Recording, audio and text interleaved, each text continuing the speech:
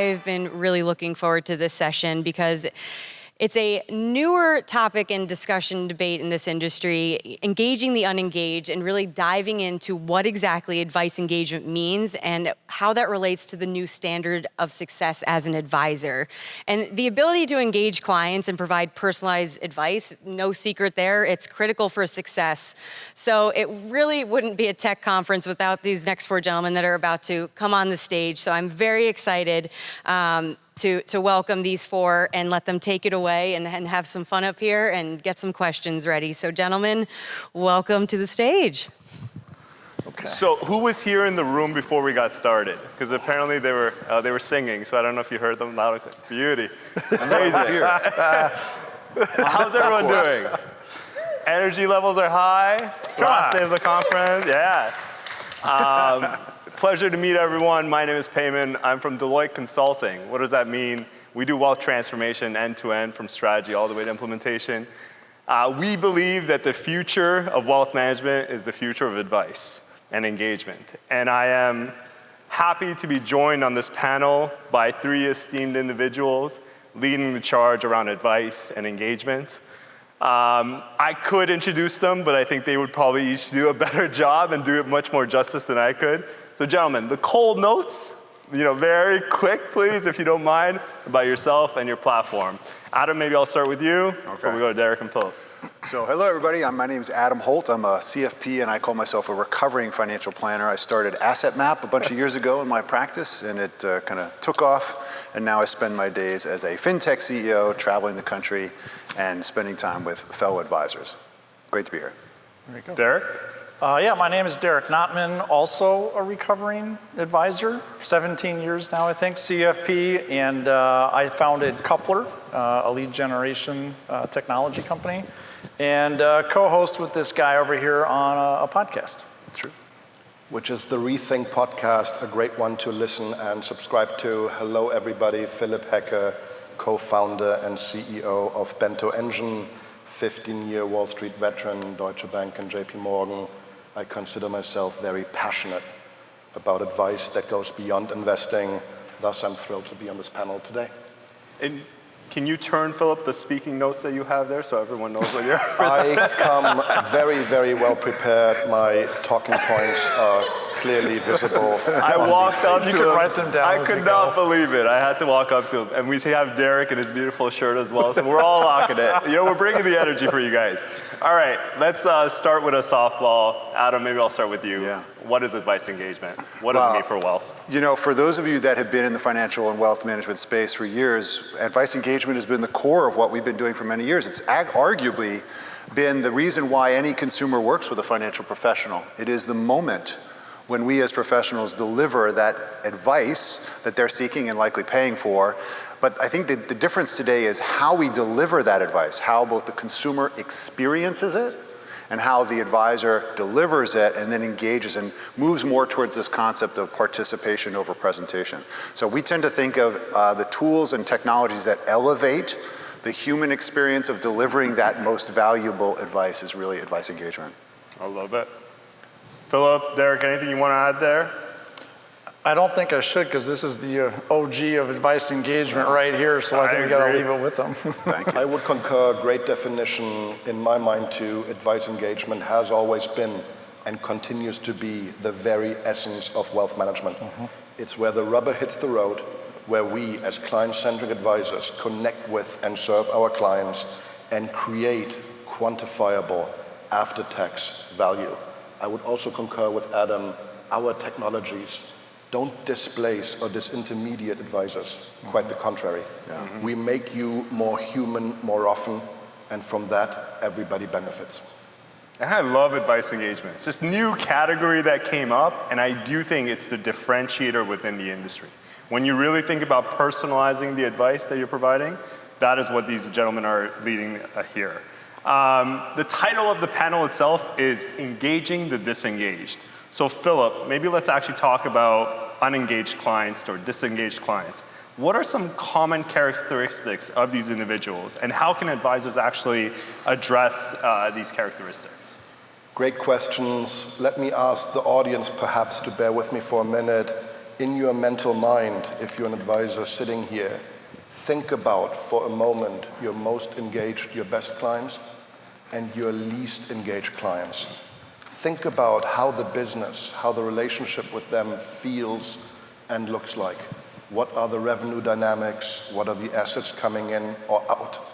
As you do that, you'll probably quickly feel that those are very, very different ends of your book, very, very different experiences for them and for you. If you have difficulty discerning who of my clients is engaged or unengaged, I would have two suggestions for you. Number one, if you want to do your own little assessment, perhaps assess them in two buckets. One is communication, the other one is action. Under communication, you may want to ask questions such as, when I contact them, do they respond and engage? And on the flip side, do they send me from time to time questions or, requests for help? Under actions, you may ask questions such as, do they have a financial plan? And not only is that financial plan, gathering dust on the shelf, but they are actually doing what they can to advance the common course. Are they upholding their end of the bargain? That might be one way for you to quickly ascertain, is my client engaged or not? My second suggestion, and then back to you, is we have Julie Littlechild in the house here. I would be remiss not to give a great shout out to Absolute Engagement, which is offering an engine, a machine for systematically keeping the pulse of the engagement level of your clients. Love it. Derek, gotta ask, man, disengagement, just building off what Philip mentioned, why do some clients disengage from their financial advisors? And how are the ways that you can continue to engage them? Or is there ever an exit strategy that you should consider? There is an exit strategy. I think first, let's address the first part of your question, is that I think one of the big issues we have when there's a lack of engagement is when the advisor actually isn't listening. It's one thing to ask what's important to you and they say retirement. Okay, cool, retired 65, check, what's next? That's not listening. And so now the consumer, they may not even identify this initially, but they have this feeling like, I'm not being listened to. Something isn't jiving here. The engagement is not what I wanted it to be. Therefore, I'm not excited, I'm not motivated, I'm not going to implement what I've been told I should do in my financial plan. So I would say that the listening bit's a big one, and you see these things just like Philip mentioned where they're not responding to you, they're putting you off, they're not implementing what you tell them to do, or they have buyer's remorse and they're canceling something that you just did with them. These things happen quite often. Now, an exit strategy sometimes is, and from my early days as an advisor, I would work with anybody that would fog a mirror. I had to pay the bills, but that doesn't mean I was the best advisor for all of my clients. And sometimes the best way to improve engagement is to get rid of the advisor and or client, separate that relationship and go find the right advisor for that person so they can connect on that human level and improve the chances of engagement. So you would say at certain times, it's not the right match or the right couple. 100%. Yeah, we've got. I did a drum roll, right? That's what we're doing at Coupler. That's our whole foundational thing, is that people are wired to connect with other human beings on these fundamental human levels. Do we have shared commonalities, shared experiences, shared philosophies in life? Are we both dog people? My friend Keenis here is a horse person. Do we like horses? Things of that nature. And if we connect on those levels, there's a much higher likelihood that I'll like you, I'll trust you, and I will engage with you when the advice actually has to happen. Derek, I would build on that in addition to what you shared, I would suggest that the mode of communication matters greatly. Some of your clients are visual learners. They actually enjoy looking at PowerPoint pages and well-structured graphs. Roughly 60% of Americans prefer to learn that way. Some of your clients are audio learners. They'd much rather have a conversation. Others yet are constantly on the go, living in their email box. They want a crisp email, which is why we at Bento Engine always provide multi-format materials so that you can pick the best mode of communication to engage your clients with. I think there's a, can I throw on something here? Yeah, of course. I think that's great that you brought up education, both of you, and it's interesting because I see Matt Gardner is here also from Finlit Tech. And I think what's really important about this new frame of advice engagement is that we are seeing a literal shift from those who would typically have engaged with a financial professional we're saying, do it for me, right? Take care of this bundle of money and bunch of insurances and make some decisions with me, and I trust you, I don't, I get this, right? And here's this big booklet that proves that you did the good research.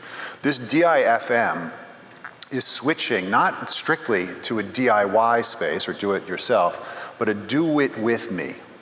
And that means, especially given the kind of next generation coming into the space, which is obviously the succession of many of the individuals who have the capital today with financial advisors, is they're asking for this idea of participation. The critical elements of an advice engagement strategy has to be education.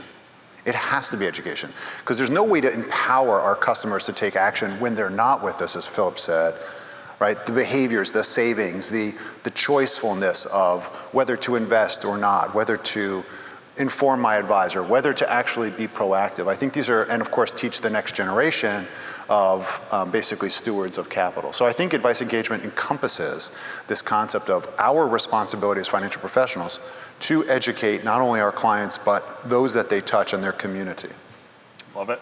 And Derek, I think, kind of spoke to how his platform helps with, the engagement, addressing disengaged clients. But I would love each of you, and we're going a little bit off script, but just give me a practical example of how your platform has addressed the engagement issue for clients and advisors.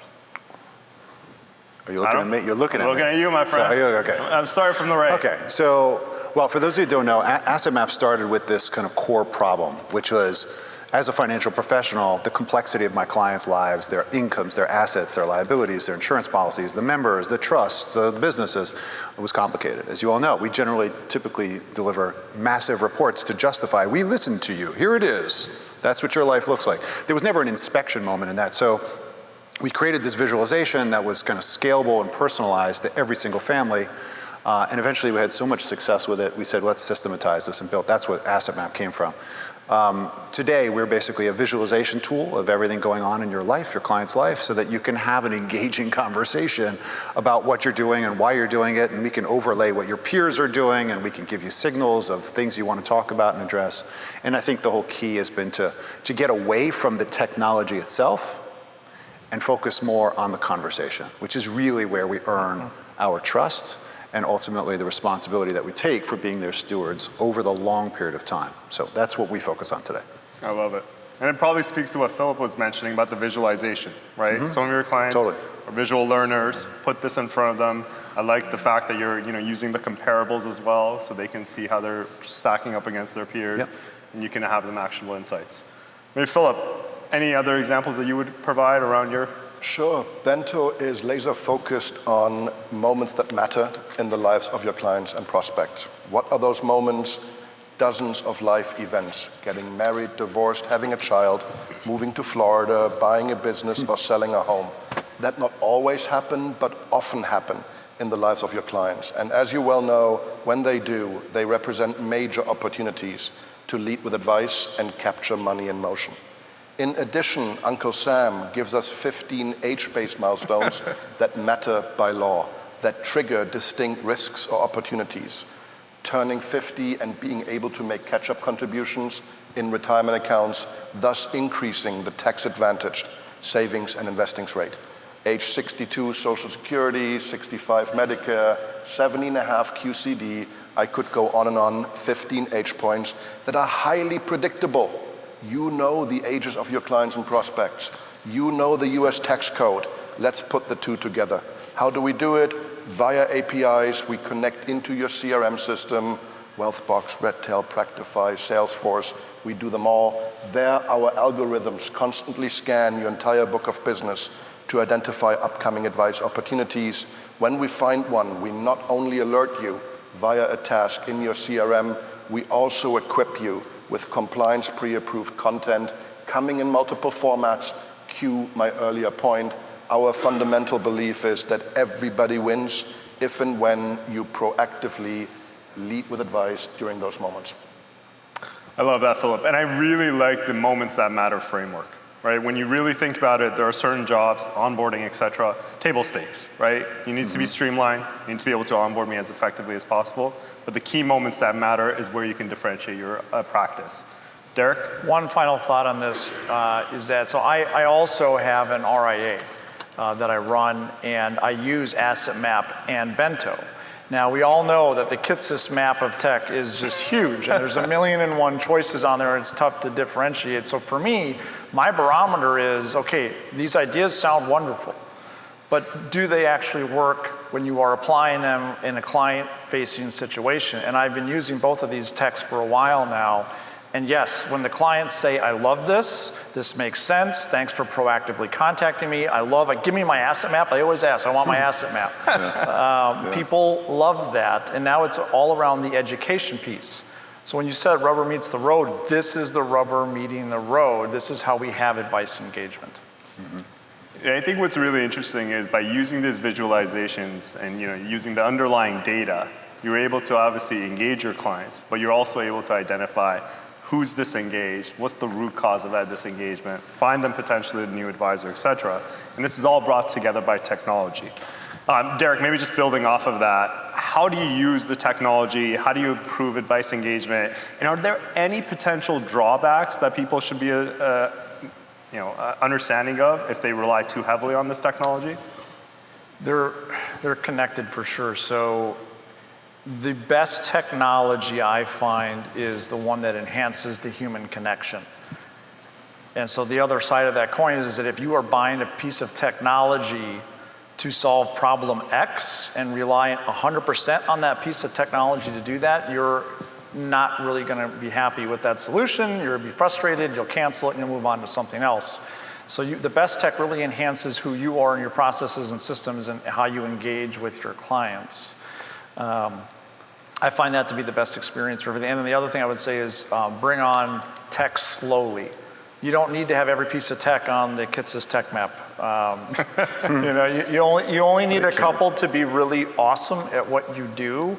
So pick the ones that best help you be the best human advisor you can be to really have the advice engagement you're looking for.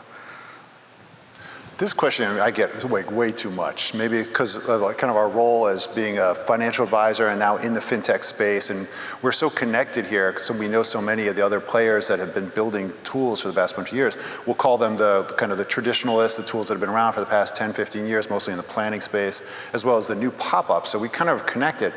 I think what's interesting about this, Payman, is I agree with Derek. We are all overwhelmed with what's possible. You add over the AI stuff, and now all of a sudden it's like, how can I actually implement this stuff? One of the big failures that we have seen, which I hope all of you take to heart, is that we should really double down on the tools that we use all the time. Now, most of them happen to be practice management tools. They are back office tools. Customers don't really see it, right? That's typically portfolio management and also CRM, and then of course some of your marketing automation. The stuff that really touches the clients, I think, tends to scare advisors, and they want to add all this stuff, but they can't implement it. The big challenge we see is you're not spending the money on the training. We see people buying technology, spending $100, $200, $300 a month, and they're not spending that equivalent on training their own staff and teams how to utilize more than 2% of those platforms. And I think that's probably actually the bigger challenge in implementing this. We're not seeing the investment in training, and that's a big mistake. That's why you need to engage Deloitte for change management. Oh, there you go. Everybody's got a product here. Okay. I get it. No, I agree. Didn't know that was a layup. You gave it to me. Okay. But totally, I agree. I think technology at its forefront will support the advisor, but investing in the right change management, investing in the right learning, et cetera, is key. I do want to go back, Adam. You mentioned something that was interesting. You mentioned doing something. Just one thing. Thanks. You mentioned taking on action with the client. Mm-hmm. So the advisor's not doing it on the back end. They're not doing it separate from them. You're actually co-engaging with the client. And whether it's goals-based planning or some other function around engagement, can you talk a little bit more about what you mean by that? What are some of the details, some examples, et cetera? Sure. So I've been thinking a lot about this recently because I've had to present and think about what the heck am I going to talk about, right? And I've realized in that process some of the things that were really imperative, aligned with this idea of do it with me. We need to get to this place where we are enabling participation over presentation. Okay, so instead of the old rudimentary, like, let me show you your financial plan and this pie chart, and whatever, and half the clients are like, what is he talking about? The other clients say, yeah, my Excel spreadsheet says the same thing. There's this really interesting, we'll call it, lack of true, honest understanding of what the client knows and what they pretend to know, where they have wounds that they may not want to be vulnerable about. And I think the key, at least for us in our experience, was that when you put their life on a page without judgment and you start asking questions about why did you choose to do this, or have you thought about doing this, or I noticed you have this, why did you choose this? You start to get into the real meat of understanding their motivations. I see you have 5 IRAs, was that intentional? No, I forgot to roll them over. I'm like, okay, how are you managing that? Instead of going with, what are you, an idiot? Why are you like having these 5 different things? So the key here is, I think, helping people, elevating them from where they are at their level of education and interest.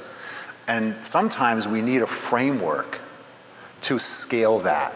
Or you have to have this just natural ability to ask questions and be a good listener, right? So, but I think the key for what we're focusing on, all of us, in different ways, not like with a plan of action, is how do we help advisors start creating habits and rudimentary opportunities to uncover the real motivations, thereby building the trust and the confidence that when we ask them to take action that they might not be comfortable with, they feel like they've got a partner at their side because you've listened to me. Show me that you've listened, to try to capture both of those modalities.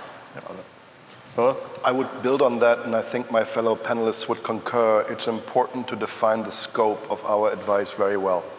Who do we want to engage? And thank God we as an industry have moved beyond viewing the primary account holder as the only stakeholder. These days, including the non-CFO spouse, and yes, hopefully including the next generation, which stands to inherit trillions of dollars, is important in our work. To give you a specific example, 82% of American parents are looking for further resources and help in introducing their children to the important concepts of money and wealth. What a golden opportunity for advisors to be there and engage and serve the entire client family unit. We do it every 2 years as the children age. Starting at the tender age of 4, the advisor receives an alert in her CRM, alerting her of young Susie turning 4 and equipping her with a package of age-appropriate guidance, information, and activities to share with the family. And the family then takes over and does these activities in line with their values.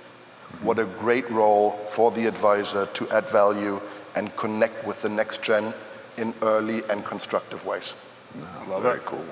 I think what I heard from Adam is agency matters. You don't need to automate every single activity away. It's actually, the user, the client wants to have that agency over certain aspects of their wealth management. What I'm hearing from Philip as well is engaging the broader household, right? Ensuring the next of kin is also engaged. And these tools, advice engagement, does not mean just that primary account holder is actually engaging the broader team. Derek, anything around coupler, how you would address these 2 points? Specifically would love to hear, matching household individuals to specific advisors potentially. Well, it goes back to my earlier point that if we're going to share our financial skeletons as a consumer with a potential advisor, if we're going to let them invest our money or sell us a product, we have to know that they heard us. We have to know that they understand what's actually important to us, and we have to pry that information out of them. So if we have technology and tools and a process and a philosophy to do that, that's great, but if we don't actually like each other, it doesn't matter. We have to connect on that human level first, and we're not going to like everybody. That's just human nature. But if we have these shared commonalities, these shared backgrounds, experiences, we have set the stage where all of this other advice engagement can now happen. Where you get a gut reaction sometimes. You can tell if you like someone in 15 seconds or not, and if you don't like them, you're going to let them invest your money? Probably not. Just imagine our first call. Did not like these gentlemen, but I have to be on a panel. You were forced to do it. We were forced to do it. Yeah. Buyer's remorse. Out of curiosity, do you guys is it attitudinal as well, or how are you incorporating some of the different factors to match your clients and to better engage? It's mainly human, just a variety of different human dimensions, some demographics, definitely attitudes towards things, but it's one of our founding members, thank you, Philip, of Coupler, was introduced by Philip. She has her PhD in financial planning, behavioral finance, and so we are really taking a behavioral finance, psychological point of view, because people are emotional beings and money is a very emotional thing. So we have to understand those emotions to be able to dig in and ask, why is retirement important, or how are we going to pay for kids' college, or how do we deal with Social Security when it's coming up? You know, all of these things matter, but if we don't truly know our client and ask these things, it's not going to happen. And then we have all of these gaps of what people do with their money, and that leads to all sorts of problems on a global scale. Love it. Now you're talking a little bit about personalized advice and engagement. Pass it on to whoever wants to take this. Maybe Philip, maybe we'll start with you. How do you balance personalized advice with the need for scale, efficiency, you know, and you mentioned some of the lower ends of your book. How are you managing them and providing them the same support? Yeah, look, historically, scale and personalization may have been perceived as an, unbreakable trade-off, an oxymoron. I think we've moved beyond that. I think we've seen how technology can help to scale the magic, the great work that you do for the greatest of clients, and bring it in scalable, efficient ways to the middle and the bottom of the book. Very tangible example here, as opposed to you memorizing the birth dates of your best clients and engaging proactively, you have the CRM tell you as you walk along for each and every of your clients. As opposed to you building a good advisory package manually for your best clients, you have a service like Bento Engine tee it up for you on a silver platter automatically. That's just a tangible, practical example of how we can scale good advice during moments that matter. Real quick there, clearly we applied jobs to be done design thinking to our industry. Yes, everybody, client still needs the big, wholesome, comprehensive financial plan, but let's be honest, there are multiple jobs to be done along the way that you can and should focus on, and that's what we're trying to help with, again, in very actionable, concrete, specific ways. Yeah, I would just jump on this one. The key to feeling heard, think about it for yourself. If you get an automated birthday card or a holiday card from somebody, I'm like, okay, great, very nice, no handwriting, no nothing. We all know the difference, if you're old enough, I guess, to know what it was like to receive a handwritten note. What is the difference between those two experiences? The real key, I think, to the future and how humans are going to still be having a place in this game, because you guys all know what's coming. I call it Robo 4.0. Can you imagine a robo-advisor engaged with ChatGPT or the next version of it uploaded with CFP handbook and 2022 tax code? Yeah, I've already seen it done. I've seen it. What is going to really compete on the human side? We talk about personalization. I think everybody is, I don't want to say we're sick of the tech, because we're all, half of you are on it. We can watch it, we see you on it right now. Okay, it is part of our life and our ecosystem. Our kids are on it, they don't know how to live without it. So assuming that the technology is going to be diminished in any way is not. The way we win personalization is by using technology to remind us to be proactive and be more human. I don't mind a technology system that's reminding me, you know what, call your mother, because what my mom's going to remember is that I called her. She doesn't text you every day? My mom already called us. She asked if Derek was here. We got a really weird situation up here. But it's okay, because I love my mom. Anyway, that's another podcast, or another something, okay, anyway. But to close on that idea is think about this. How can you, or your community, or your firm, or whatever you represent today, be proactive on a personalized basis? Can you inform a client when you say, you know what? I got a red light coming up that says that God forbid that you were disabled yesterday or had a long-term care event, you couldn't handle it. Pick up the phone, I want you to come in for 15 minutes. That's proactive guidance. Having Philip's Engine tell you that these 15 clients are about to have the opportunity for, let's say, an early distribution from the IRAs, and a client getting that, hey, by the way, I want you to know, great, you're looking for the store. You're looking out for the store. You're looking out for me. That's personalization. It doesn't have to be Netflix-style personalization. People watch movies like this, like you. That's easy to do. I think we need to remind ourselves that the efforts that we make as humans can be elevated by tech. And that's engagement, by the way. That's engagement. I love it. Adam, as I listen to you, I'm reminded of the great Teddy Roosevelt quote, "Clients don't care how much you know until they know how much you care." and what you describe are ways of demonstrating how much we care, and there's value in that for everyone. I think that's key, right? Client engagement as a whole, it's a term that doesn't really matter. It's what you do with that engagement, right? The outcome that you're driving, I think, is critical.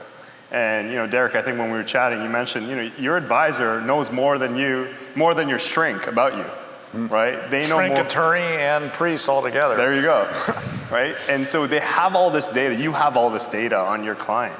What you're doing with that and the outcomes that you're driving forward, I think are critical. I do want to segue into metrics, because it's always hard to say, engage, personalize. But how do you track it? How do you track your success? What are the key metrics? What are some of the ways that you would advocate for advisors to look at their practice? Yeah, Derek, you should take this. You have a little bit more data on this than I do. All right, so we got a little data.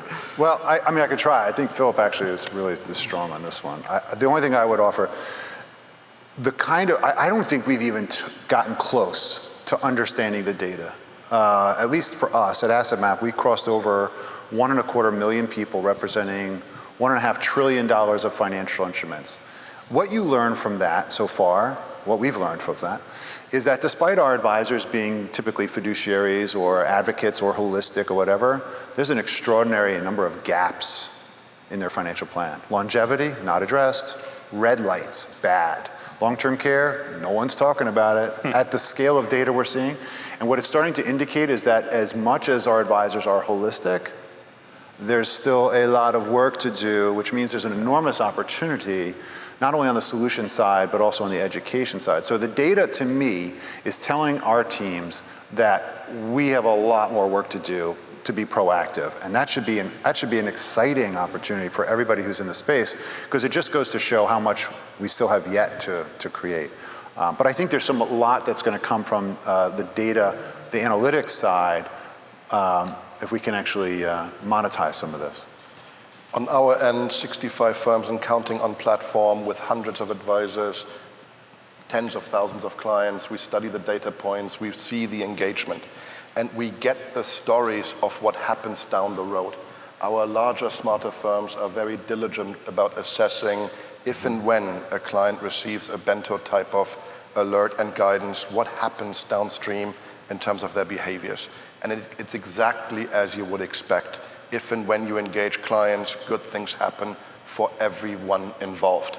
I would also add, though, that the burden of proof, if you will, on that front payment is quite low.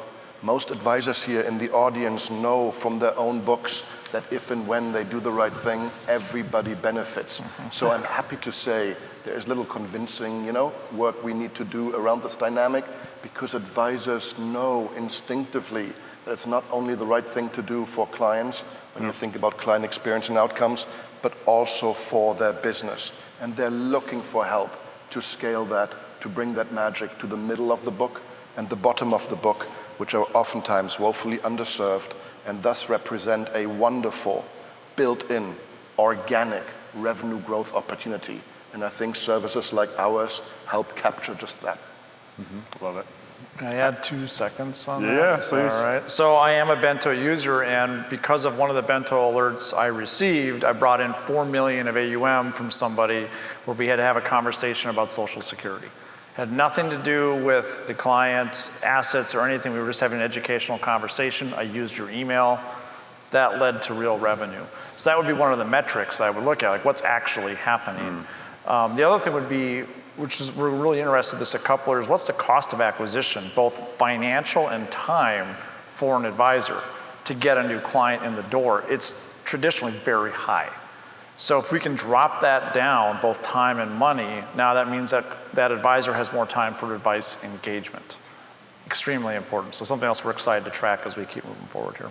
And it probably helps with retention, right? Oh, yeah. If you match them right the first time. Stickier business, it's longer term business, you're gonna write more business, everybody wins. It's just it feels right. It's the way it's supposed to be. I love it. Now, I do want to close it off with one final question, but I do want to just turn it to the audience if there's anyone that has a question for any of these 3 awesome platforms. No? Everyone's engaged? Bueller?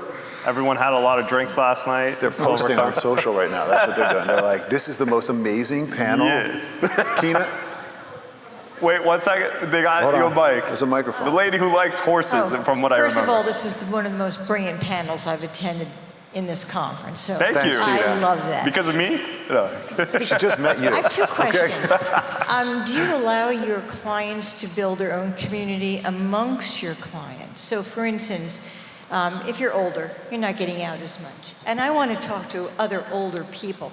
Do you have the ability to build a community for them so they can talk amongst themselves?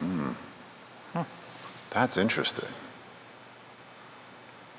I haven't done it. I know there are other advisors that are actually doing it right now, and they've got these great communities on Facebook or other places Right. where people get together. So it does work, and it's been quite successful. I haven't done it myself.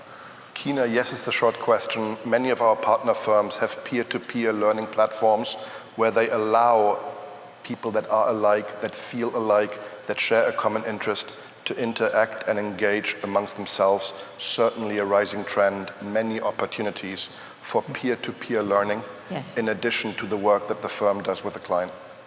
Do you have such a thing? I do not, but I have had experiences with firms that have. And because I am getting older, I'm sorry to say, I crave talking to other people. We're remote all the time. And we experience problems alone. Yeah. So I would like to be able to talk through it. I see other organizations, and that way I don't feel so isolated. So again, in terms of engaging, think about those people that are alone, recently widowed. Who are they talking to? And I just think that's a very important feature to have at some point. That's a really cool idea. I mean, Yeah. there is, I mean, we do have, oh, you wrote, it's on your note? That is what I brought the cards for, to ideas, take down see? those brilliant ideas. We do actually have such a community for our advisors, but we haven't created it for our end Right. consumers. Right. Although I tell you it's on the roadmap. But It got added to the roadmap. I got to do it before he does it now.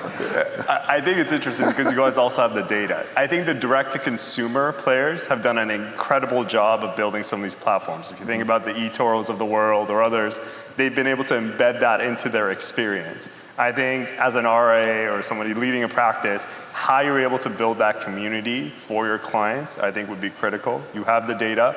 And the one thing is, forgoing the traditional segments, it's not just about women or widows, et cetera.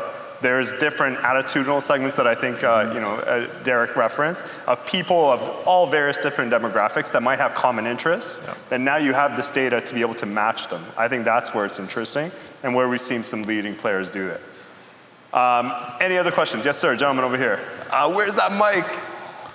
Sorry. One last one.